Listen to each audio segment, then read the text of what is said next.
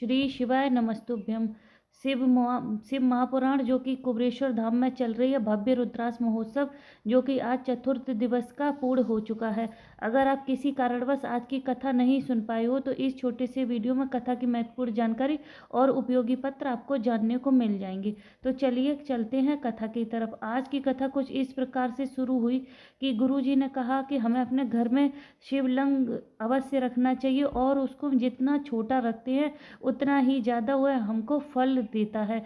तो गुरुजी ने बताया है कि आप अपनी हथेली पर रखकर देख लें और आपके अंगूठे से ज़्यादा बड़ा नहीं होना चाहिए, इतना छोटा ही शिवलिंग आपको घर पर रखना चाहिए। फिर गुरुजी ने कहा कि जैसे आप लोग कहीं भी घूमने के लिए जाएं तो साथ में शिवलिंग लेकर ना जाएं, क्योंकि जो घर का बड़ा होता है, जो घर का बुजुर्ग होता है, वह घर पर ही रहता है। जैसे हम लोग कहीं चले जाएं तो हमारे जो माँ बाप होते हैं घर में, माँ पिता होते हैं, सास ससुर होते हुए हमारे घर पर रहती है। इसी तरह से महादेव होते हैं तो उनको कहीं भी साथ लेके ना जाएं। गुरुजी ने कहा अगर आप कुबेरेश्वर धाम से कंकड़ शंकर लेकर गए हैं, अगर आप उसका पूजन करके उसको छोड़ना चाहते हैं वहीं पे ही उसी धरा पे, तो आप उसको तो वापस लेके आ सकते हैं, लेकिन आप शिवलिंग को अपने साथ कहीं भी लेकर ना जाएं, उनको घर में ही रहने दें। फिर गुरुजी ने कहा है कि उमा संहिता में लिखा है कि जिस घर में शिवलिंग ना हो उस घर का हमको पानी भी नहीं पीना चाहिए, उसका घर का पानी भी शुद्ध नहीं होता, उस घर का पानी भी हमको ग्रहण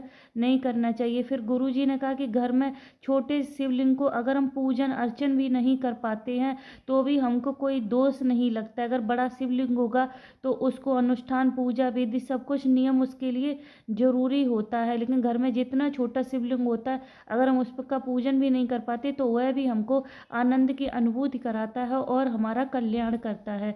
फिर गुरुजी ने कहा है कि अगर कभी भी स्वप्न में आपको गुरुजी दिखें या आपको शिव दिखें या नंदी जी दिखें, अगर ये लोग आपको हंसते हुए दिखते हैं तो आप समझ लेना 15 दिनों के अंदर आपको कोई ना कोई खुशखबरी अवश्य मिल जाएगी। ऐसा शिव महापुराण में कौमार्य खंड में भी लिखा हुआ है। फिर गुरुजी ने कहा कि बहुत लोगों ने कहा कि कैसे इतने सालों बाद किसी के घर में बच्चा हो जाता है, कैसे सारे सबके काम बन जाते हैं। फिर गुरुजी ने कहा कि शिव महापुराण में भी ऐसा लिखा है कि बेल वृक्ष का पौधा जो कोई लगाता है उसके घर की कभी भी वंश वृद्धि नहीं रुकती है। इसीलिए लोगों के 40 साल बाद, 50 साल बाद गुरुजी ने कहा कि 60-60 वर्ष की महिलाओं के भी बाबा ने संतान दिए। तो वह क्यों दी है कि माता पार्वती ने स्वयं माता उमा से कहा था कि जो भी बेल वृक्ष का पौधा रोपण करेगा उसके घर की कभी भी वंश वृद्धि नहीं रुकेगी। तो गुरुजी ने आज यह भी जानकारी दी है, इसलिए उसके घर की औलाद अगर नहीं भी हो तो भी बाबा महादेव कृपा कर कर उसके घर में औलाद दे ही देते हैं। तभी एक दिलीप जी भैया पत्र लेकर आए। उन्होंने कहा मेरा बेटा आरव जो कि 13 वर्ष का है, उसको एक ऐसी बीमारी हो गई थी जिसको हम बताना भी मुश्किल समझते हैं। फिर हमने डॉक्टर को दिखाया, डॉक्टर ने उसका ऑपरेशन को बोला था, दूसरे डॉक्टर को भी दिखाया, उन्होंने भी ऑपरेशन को बोला था। फिर मेरे बेटे ने कहा कि मम्मी ऑपरेशन कराने से पहले सीहोर चलते हैं ना, चलो हम लोग सीहोर चलते, कंकड़ शंकर का पूजन करते हैं और बाबा के यहाँ से रुद्राक्ष लेके आते हैं। फिर हम लोग सीहोर आ गए और बाबा का पूजन किया और बाबा की कृपा का क्या वर्णन करूं कि मेरा बेटा स्वस्थ हो गया। तभी हमने वहाँ से संकल्प लिया था कि हम निर्माल का रथ चलाएंगे। फिर मेरी पत्नी की भी थोड़ी सी दिक्कत हो गई, उसको भी गठाने बन गई। फिर हमने मंदिर की सफाई करने लगे और निर्माल्य विसर्जन करने लगे और उसका रथ चलाने लगे निर्माल विसर्जन का।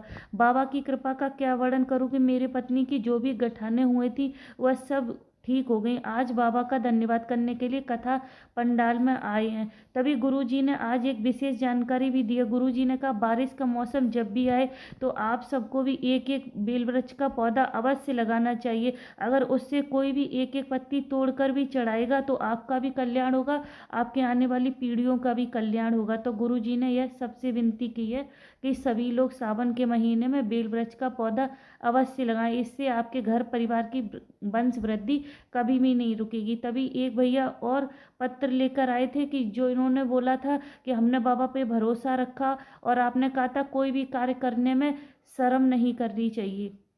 और हमने सब्जी का ठेला भी लगाया। लेकिन बाबा की कृपा का क्या वर्णन करूं कि फिर हमने पुलिस की नौकरी का एग्ज़ाम दिया तो बाबा की कृपा से मेरी पुलिस की नौकरी ले गई। हमने सिर्फ इतना ही किया था कि हम कथा पंडाल में आपकी जब कथा हुई थी तो हमने बस उसमें लोगों का थैला ला ला कर उनको, बुजुर्ग महिलाओं को कथा पंडाल तक छोड़ा था। बाबा ने इतनी कृपा की कि मेरी पुलिस में नौकरी लगवा दी। हम बाबा का धन्यवाद करने के लिए आए हैं, उनकी माँ आई हुई थी। इसी के साथ साथ आज की कथा विश्राम हो गई है। बोलने कहने में कोई त्रुटि हुई हो तो उसके लिए क्षमा चाहते हैं। शिव पर एक लोटा जल अवश्य समर्पित करते रहें, क्योंकि एक लोटा जल सारी समस्या का हल। मिलते हैं कल नई कथा में। तब तक श्री शिवाय नमस्तुभ्यम। हर हर महादेव।